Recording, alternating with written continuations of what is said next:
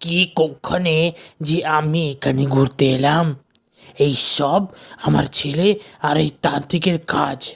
হুম, সাজি ওরাই এই পিশাচটিকে আমার পেছনে লেলিয়েছে, যাতে আমাকে মেরে তারা সব সম্পত্তির মালিক হতে পারে।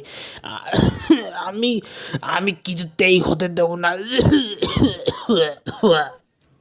আহা, এত উত্তেজিত হবেন না আপনি, দয়া করে। এতক্ষণ আমি আর ব্যোমকেশ পুরোটাই দাঁড়িয়ে দাঁড়িয়ে শুনছিলাম। কৈলাসবাবু, কিছু লোক আপনার সাথে দেখা করতে এসেছেন। কারা? ইনি হচ্ছেন সত্যান্বেষী ব্যোমকেশ বক্সী আর তার সহকারী অজিত বন্দ্যোপাধ্যায়।